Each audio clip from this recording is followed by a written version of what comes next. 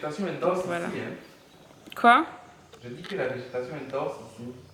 Bah oui, on est dans la jungle.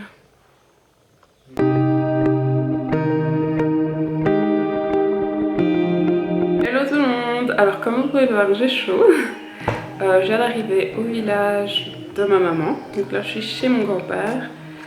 Et voilà, on va passer une journée ici. Et puis on logera et demain on repart dans le village de mon papa pour récupérer nos affaires. Et puis on se dirigera vers Douala et on devra prendre l'avion et rentrer en Belgique. Le séjour est passé super vite et voilà quoi. Mais on s'est bien amusé, je suis contente. J'ai pas eu le temps de tant étudier que ça. Mais voilà, ça va aller. Je sais pas si vous voyez, mais j'ai un peu des cernes parce que j'ai mal dormi. Je vais vous expliquer depuis le début. En fait, j'ai honte de raconter ça en plus. Mais bon. Donc, hier, on était encore chez mon papa. Il y a un ami de la famille, je sais pas exactement qui nous a apporté 2 poissons. Des poissons-chats. Je sais pas si vous voyez ce que c'est. J'essaierai d'insérer une photo. Non, c'est vraiment dégueulasse. J'ai pas envie d'insérer une photo de ça. Enfin bref, on verra. Donc, il nous a amené 2 poissons-chats. Et encore vivants. Donc, il les a amenés dans une bassine. Donc, il y avait les 2 poissons-chats dans une bassine avec de l'eau. Hier soir, on était en train de manger et on a entendu un bruit. En fait, le poisson-chat avait sauté de la bassine et était du coup sur le sol. Donc mon oncle et mon papa l'ont remis dedans. Et du coup, moi je me suis dit, mais c'est bon, il peut sauter, il peut venir dans nos chambres. Donc, parce que moi, ma chambre, en fait, là-bas, n'est pas super loin de la cuisine. Il y a la cuisine, puis il y a le salon, et il y a un couloir qui continue, et puis la première chambre, c'est la mienne. Mais ils me disent, mais non, c'est pas possible, nanana. La nuit, tout le monde est parti se coucher vers 22-23 heures. Je suis encore restée dans ma chambre à, je sais plus si j'ai écouté une vidéo, si j'ai écouté la musique. Non, j'ai écouté la musique.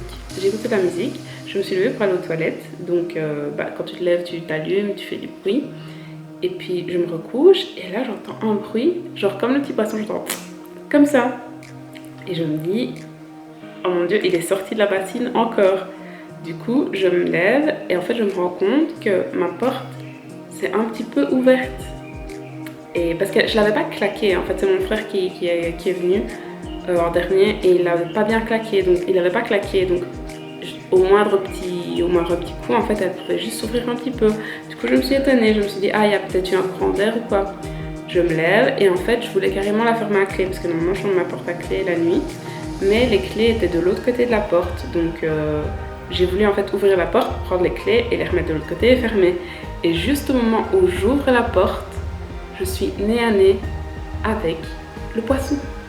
Vraiment, mais oh, les gars, vous comprenez pas, j'ai eu super peur, j'ai fermé la porte et j'ai gardé ma main sur la porte pendant genre super longtemps parce qu'en fait j'étais en train de trembler. En fait, j'ai fait une mini crise d'angoisse parce que le truc c'est que j'ai une phobie des escargots et des limaces. Et cette chose, le poisson-chat, quand c'est par terre comme ça, que ça te regarde comme ça ressemble juste à une énorme limace. Et du coup, mais j'ai fait une super grosse crise d'angoisse. Enfin, j'étais en train de trembler, j'avais ma main en fait sur la porte et j'étais en train de trembler, je savais pas quoi faire parce que je voulais pas l'enlever, j'avais plus de place. Bon, je continue mon histoire. Donc j'avais du coup ma main sur la porte et je voulais pas l'enlever parce que j'avais peur que au mois de petit goût, comme j'ai dit, la porte se réouvre. Du coup, je suis restée là avec ma main sur la porte et je tremblais comme je sais pas quoi. Je tremblais et j'ai pris mon téléphone et j'ai appelé ma mère. Elle répondait pas, elle dormait. Mon père, il répondait pas, il dormait. Mon frère, mes 2 frères. J'ai appelé tous les numéros des gens que j'avais. Personne répondait, ils dormaient tous. Parce qu'il devait être genre 1h du mat, je pense, ou minuit. Personne m'a répondu. Je vous dis pas, la solitude, je me sentais tellement seule, impuissante, complètement. Franchement, je me sentais mal. Et du coup, je tremblais. Et puis après, on va dire une demi-heure, en fait, j'ai repris mes esprits. Donc j'ai écrit à plein de gens, donc je leur ai écrit des messages, j'étais là, je racontais ma vie et tout. En plus, comme j'avais plutôt en fait ma main droite sur la porte, j'écrivais avec ma main gauche, donc j'arrivais pas à écrire. Parce que déjà mon téléphone est quand même assez gros, donc mon téléphone c'est celui-là, quand même assez gros, donc écrire avec ça de la main gauche, c'est pas super facile. Du coup, je faisais ça. Et j'écrivais des messages à tout le monde, j'ai même appelé ma cousine qui est à Berla pour voir si elle répondait pas, évidemment elle dormait, enfin bref, n'importe quoi. Du coup, qu'est-ce que je disais? Désolée, on n'arrête pas de m'interrompre. Au bout d'une demi-heure, j'ai repris mes esprits. Je me suis dit, c'est pas possible qu'un petit coup de poisson comme ça ouvre ta porte. Donc en fait, ce que tu as à faire, c'est juste j'ai pris ma valise et mon sac à dos, je les ai mis devant ma porte. Là, je me suis dit, même s'il y a un petit coup ou quoi, bah, il peut pas, la porte va pas s'ouvrir. Donc j'étais me coucher, mais j'étais quand même toujours tétanisée parce qu'en fait, j'ai l'impression que dès que je faisais du bruit ou que j'allumais mon téléphone ou quoi, bah, comme en dessous de la porte, c'est pas super bien. C'est pas... En fait, il y a un petit espace entre la porte et le sol, donc je pense que quand j'allume la lumière dans ma chambre, ben, ça se voit à l'extérieur, enfin dans le hall. Et du coup, j'avais l'impression que la lumière l'attirait. Et du coup, je n'osais pas allumer mon téléphone, je n'osais pas faire de bruit. Je suis retournée me coucher et j'étais comme ça dans mon lit, je n'osais même pas bouger parce que j'avais peur de faire du bruit. Et pendant 2 heures, ça m'a dégoûtée parce que j'entendais les bruits à chaque fois qu'il se déplaçait, et il s'est déplacé dans tout le salon comme ça. Je comprends pas comment les autres l'ont pas entendu en fait, et ça m'énerve parce que j'étais là, j'avais peur, j'arrivais pas à dormir. En fait, je crois que c'est plus lié au fait que c'est ma phobie des limaces et tout que le fait que ce soit un poisson. Mais les poissons-chats, première et dernière fois, je trouve ça dégueulasse. En plus là, je pense qu'ils sont en train de le cuisiner. Laisse tomber, moi je mange pas ça. Enfin bref, c'était pas possible, pas possible. Mais petite frayeur, enfin grosse frayeur. En plus, après je me suis réveillée, je pense vers 7-8 heures. Ah, parce que j'ai quand même réussi à m'endormir, fallait bien dormir, mais j'ai quand même super mal dormi parce qu'à chaque fois je me réveillais.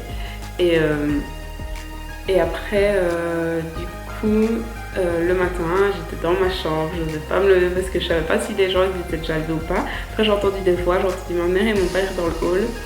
Alors je les ai appelés, après ma mère elle est venue, elle a fait ça va, et j'ai fondu en larmes. Je crois que j'avais toujours, malgré le fait que j'avais dormi, j'avais toujours la pression de ma crise, et j'ai commencé à pleurer, j'ai même pas compris pourquoi. Et j'étais là, le poisson, et j'ai commencé à pleurer, pas possible. Mais en fait ce poisson m'a vraiment traumatisée, mais vous comprenez pas à quel point c'est traumatisant parce qu'il était 1h du matin. Je suis pieds nus, enfin j'étais dans mon lit, donc je sors de mon lit juste pour fermer la porte, et là il y a quoi? Il y a un poisson qui ressemble à une limace qui me regarde. Je suis tétanisée, déjà qui fait des bruits, bref.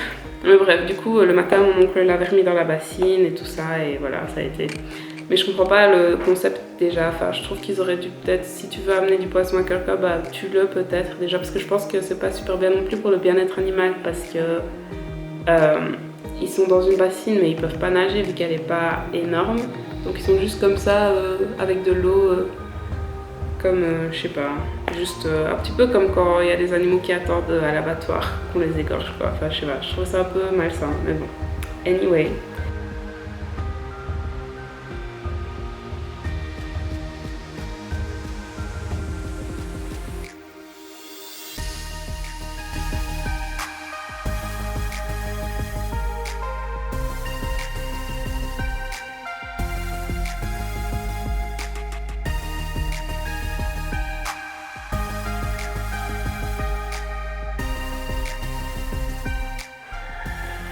Et pour les petits matheux d'entre vous qui se demandent comment ça se fait que le poisson est toujours vivant entre minuit, le moment où il est sorti de la bassine, et 6h du matin, l'heure à laquelle mon oncle l'a remis dans la bassine, pour votre info, les poissons-chats apparemment peuvent rester hors de l'eau 48 heures je pense, parce qu'ils ont un système respiratoire côté branchi comme un poisson, mais je pense qu'ils peuvent aussi prendre l'oxygène de l'air. Ce sera vérifié.